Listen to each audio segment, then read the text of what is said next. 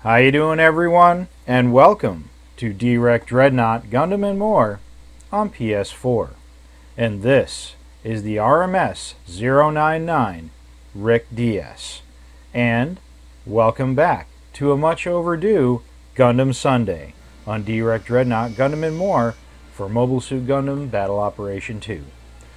We haven't had a video for Sunday for Mobile Suit Gundam Battle Operation 2 for quite some time. I have been very busy for work, and unlike many professions out there, railroad safety is my main profession, and therefore I have to be on the road and be at work even when everyone else is at home or quarantined because of the lovely present from China, the coronavirus. Now, I have to stress that if you live in a major city, such as New York City, which is only 2.5 hours away from me, please use all caution when in public. Please stay home if you can for as long as possible, and hopefully this will all blow over soon and we will all be making fun of the coronavirus in a couple of months. But in the meantime, stay safe.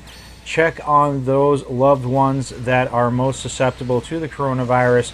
Make sure you sensibly stock up on food and supplies without being a hoarder, and make sure you take the appropriate actions to keep yourself safe, because I want you playing Dreadnought and Mobile Suit Gundam Battle Operation 2 as much as possible, and I want to make sure that you are healthy and safe. But let's get back to the Rick DS. The Rick DS and the Nemo came out a little while ago, a few patches back for Mobile Suit Gundam Battle Operation 2, and I've been playing many of my favorite mobile suits in what little spare time I do have with my busy schedule and social life.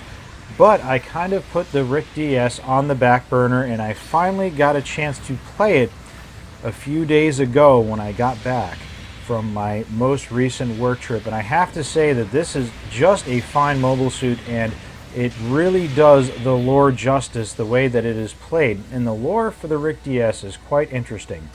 It is from the Universal Century Gundam timeline and is from the little-known Mobile Suit Zeta Gundam television series.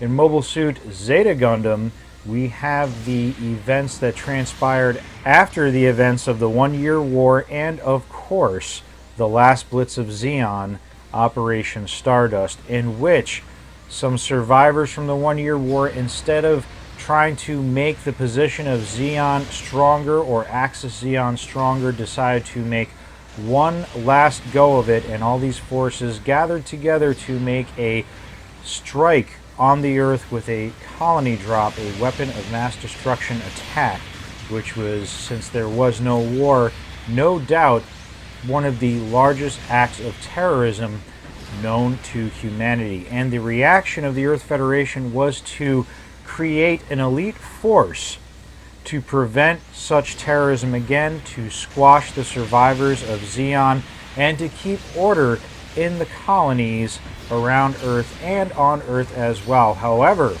this group, known as the Titans, over the course of about 2 to 3 years, quickly became jackbooted thugs, very authoritarian, and were taking actions just as bad and sometimes worse than the Zeon menace that they were created to fight. So, many officers in the Earth Federation and many Mobile Suit pilots, both in the Earth Federation forces of space and the civilians on the Earth itself, with many war heroes from both the Federation and the old Zeon side, decided to get together and form a resistance group known as the Anti-Earth Union Group. The Anti-Earth Union Group did have the support of Anaheim Electronics and other corporations, and a lot of secret support from elements within the Earth Federation government and military, as well as from the civilians of Earth, a group known as Karaba. However, they did not have the resources to fight against the Earth Federation Titans, and if the Earth Federation Titans had the support of the regular Earth Federation Space Forces and Ground Forces, there was no way that they could possibly survive, much less win a single engagement. So, Many scientists from Anaheim Electronics, some of which were, of course, native to the company, Lunarians, those who were born on the moon, with sympathetic Earth Federation officers and, of course, retired Xeon scientists, came together and started developing mobile suits for the Anti-Earth Union group to make them a more effective organization to stop the menace of the Titans. The very first mobile suit developed for the AUG was the MSN 00100 Hayaku Shiki, and of course that was piloted by ace pilot Quattro Bagina, who was actually an alias for a very well-known Xeon ace who shockingly decided to face the Titans and join many heroes from the Earth Federation who would make a stand against such authoritarian tyranny. That was only one mobile suit, and of course the main protagonist of Zeta Gundam had the other ace mobile suit, the Gundam Mark II, but two elite mobile suits were not enough to face off against the very powerful, very well-funded Titans elite forces, who were the best and most ruthless pilots in the Earth Federation at that time and had access to the very best mobile suits that could be developed by the Earth Federation or even Titan sympathizers within Anaheim Electronics. So a mobile suit had to be developed that would be used by the experienced pilots of the AUG before a mass-produced mobile suit could be made for the rank and file. And the AUG was using Gym 2s, which were unbelievably outclassed even against normal Federation forces, much less the very elite forces of the Titans. And so Anaheim Electronics, along with many former Xeon scientists, developed the RIC DS. And the RIC DS is essentially a super Dom. That's right, this thing was roughly based on the Dom, but was equipped with Gundarium alloy, making it just as resilient as the original Gundam, the mobile suit namesake for the Universal Century Gundam timeline, and was given many interesting features that were not available to mobile suits in the One-Year War. Most notably, it had a 360-degree panoramic cockpit, meaning that the pilot sat in controls and was surrounded by a 360-degree view screen, so wherever they looked around their cockpit, they were seeing what was spatially around their mobile suit, giving them very, very good response time, very, very good radar and surveillance equipment to literally give them absolutely no blind spot. Of course, this mobile suit had two Vulcan cannons, which was very rare for a Xeon-based suit. It had the 300mm clay bazooka and, very interestingly, had two beam pistols. And these beam pistols were used as a secondary weapon and were very effective with a decent range and very good armor-penetrating power. But these weapons could also be used on the back and could shoot behind the mobile suit, which was very, very interesting. It could also be equipped with the same beam rifle that the Garibaldi Beta was equipped with, and of course had beam sabers for close combat. On top of all that, this mobile suit actually had some very interesting tertiary armament that would start being used more and more often in space for the Universal Century timeline after Zeta Gundam and well into Char's counterattack and Gundam Unicorn. And of course, we're talking about a balut system so that this mobile suit could safely go through the very harsh environment of Earth's atmosphere and make atmospheric re-entry without being burned up. It had sealant launchers which were fired out of its knuckles and could freeze the joints of enemy mobile suits or maybe even their weapons. They were equipped with jet binders, which were on top of its normal thrusters and verniers, gave it almost a fighter-like thrust, which really gave it very, very good en bas characteristics, just excellent mobility, excellent control in space. So even though it was a bulky suit with all the armor and weaponry it had extremely good maneuverability and mobility characteristics. And you'll see that in these replays that it was quite a maneuverable mobile suit. On top of that, you could also have dummy launchers in which it fired little blow-up balloons that would take the form of a mobile suit and quite possibly fool enemy sensors or radar. So it was a very interesting mobile suit. It had a lot of features that were really, really groundbreaking.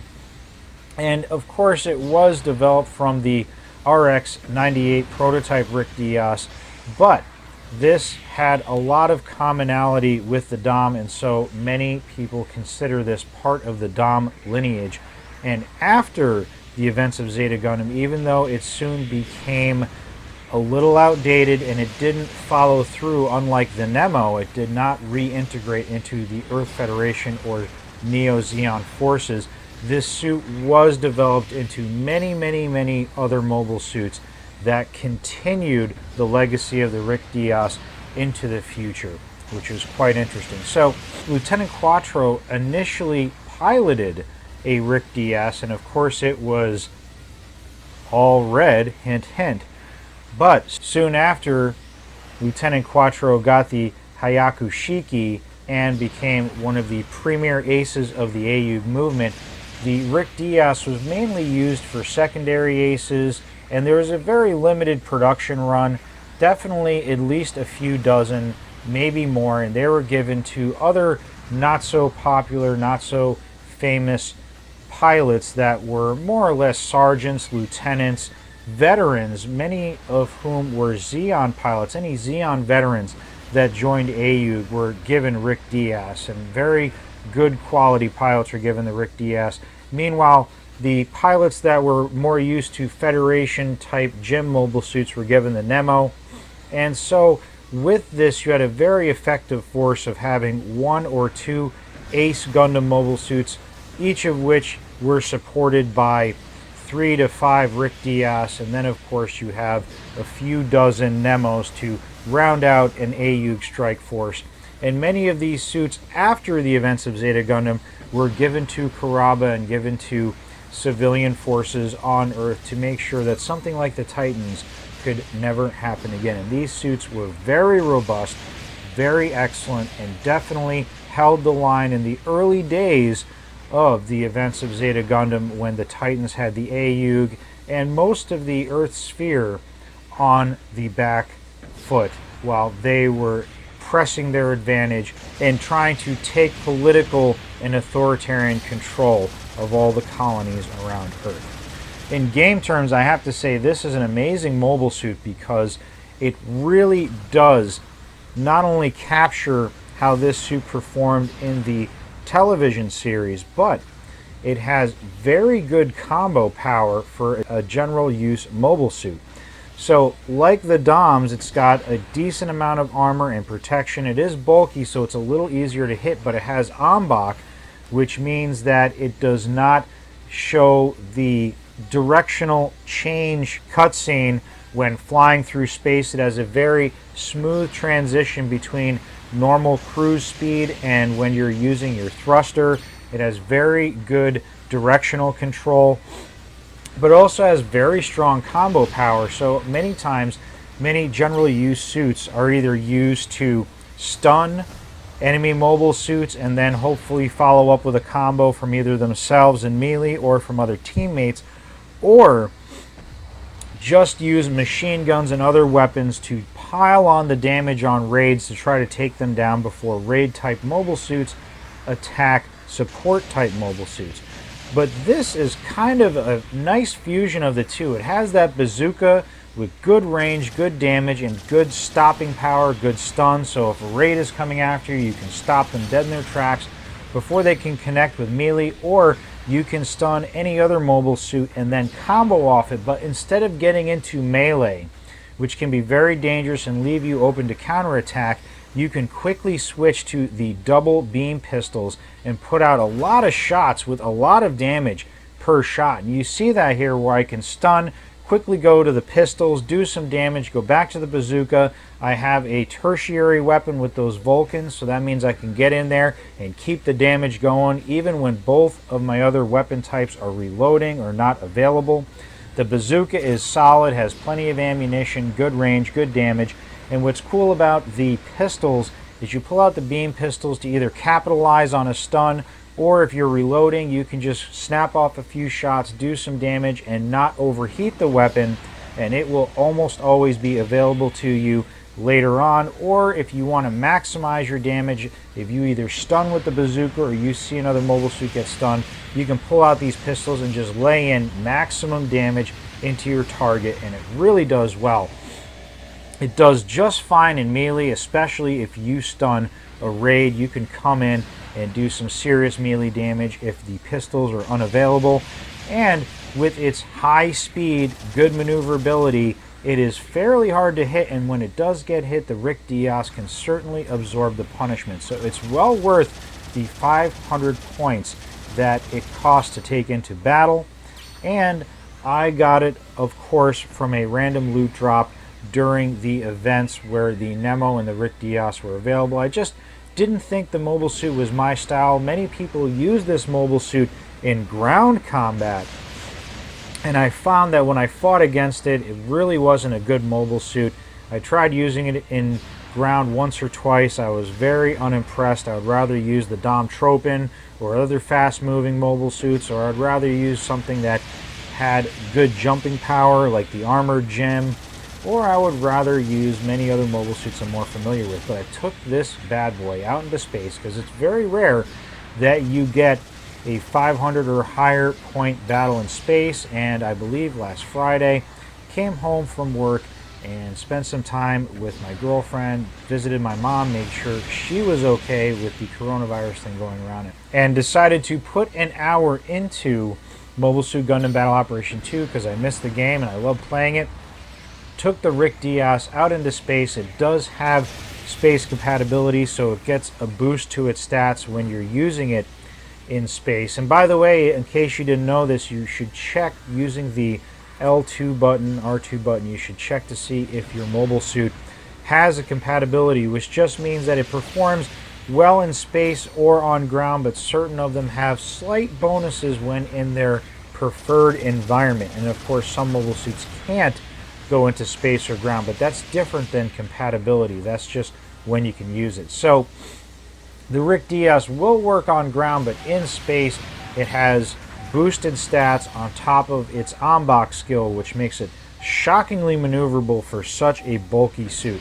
Has great firepower and really reflects that this was a veteran use mobile suit for the AU. It was really the mobile suit to counteract superior enemy pilots, superior enemy mobile suits. It could hold the line until the Hayaku Shiki got there, or until the Gundam Mark II got there, and against common use mobile suits from the Titans or Neo Zeon, this mobile suit made a good anchor, a good general use veteran mobile suit to lead or support the normal Nemos that were out there used by the rank and file of the AU. So superb mobile suit and a lot of fun in game. The first time I took it out in space, I got a 7-0. Second time a 4-0. Both games were great and a lot of fun. And I don't usually like stunning. I don't like bazookas. I don't like the stun melee combo. I think it's not my style. It's still a legitimate strategy, and I respect those who have mastered it. But like the Dom Tropin, I really like stunning and then staying at range and capitalizing on range, but still having the melee option.